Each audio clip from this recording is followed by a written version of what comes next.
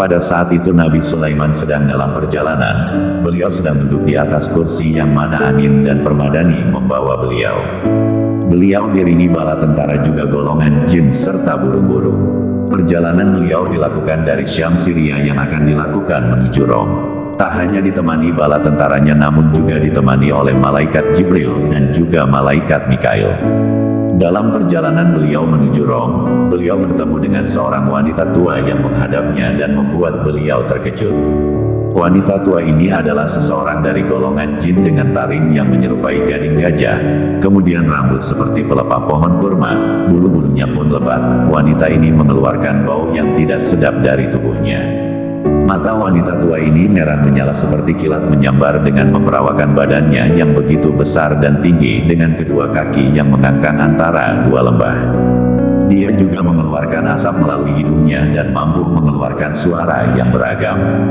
Terkadang ia mengeluarkan suara menggelegar seperti petir, terkadang ia melolong keras seperti serigala, dan meringkik seperti berjambul. Tidak hanya itu, wanita tua ini juga selalu mengeluarkan kata yang buruk dan juga keji.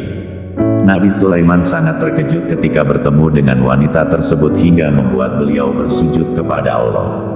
Setelah bersujud kepada Allah, beliau berbincang-bincang dengan wanita tua itu. Beliau bertanya kepada wanita tersebut siapakah dia dan dari mana asalnya. Ia pun menjawab ia adalah Hamah binti Hamah yang berarti anak perempuan dari keturunan iblis. Ia memiliki julukan yaitu Ummu Sibyan atau ibu penyakit sawan.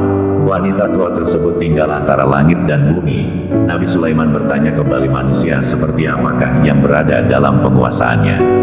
Ia pun menjawab bahwa ia menguasai manusia yang memiliki akhlak buruk juga manusia yang tidak bersama Allah yang ada di dalam penguasanya. Ummu Sibyan ini juga mengatakan bahwa ia bisa masuk ke dalam tubuh manusia melalui aliran darahnya lalu masuk ke dalam uratnya.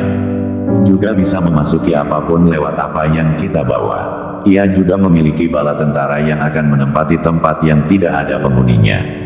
Ia pun berkata bahwa dialah sumber dari segala penyakit yang sangat berbahaya.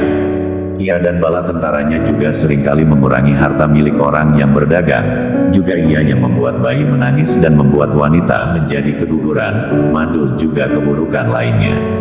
Nabi Sulaiman pun bertanya bagaimana cara ia menyakiti bayi hingga menangis dan kesakitan dan bagaimana cara mengurangi harta para manusia. Ia menjawab bahwa ia memukul wajah bayi, memukul persediaannya, memakan dagingnya bahkan meminum darahnya.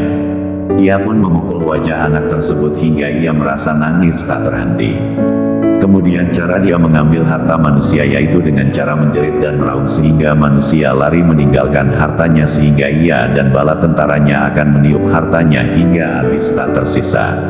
Setelah itu Nabi Sulaiman mengikat Ummu Sibyan dan juga bala tentaranya dengan perjanjian. Nabi Sulaiman mengikat dengan perjanjian kepada Allah, mengikatnya dengan ahdu, merantainya dengan rantai besi, dan juga memenjarakannya di dasar lautan. Kemudian saat itu malaikat Jibril juga mendatangi Nabi Sulaiman dan mengatakan agar Ummu Sibyan dibakar. Pada saat itu Ummu Sibyan memohon agar dirinya tidak disiksa karena menurutnya hanya Allah yang pantas untuk menyiksanya. Ia memohon agar diringankan siksananya. Dari itulah Nabi Sulaiman menciptakan perjanjian dengan iblis terkait 7 perkara. Inti dari 7 perkata tersebut adalah bahwa Ummu Sibyan bersama dengan bala tentara dan juga anak cucunya dilarang untuk mencelakai anak cucu Nabi Adam. Dengan pengetahuan ini semoga kita semakin mendekatkan diri dan semakin berbakti kepada Allah. Serta jangan lupa untuk meminta perlindungan kepada Allah dari gangguan setan dan iblis. Sehingga kita bisa hidup dengan aman juga nyaman. Juga selalu beribadah agar terhindar dari godaan iblis.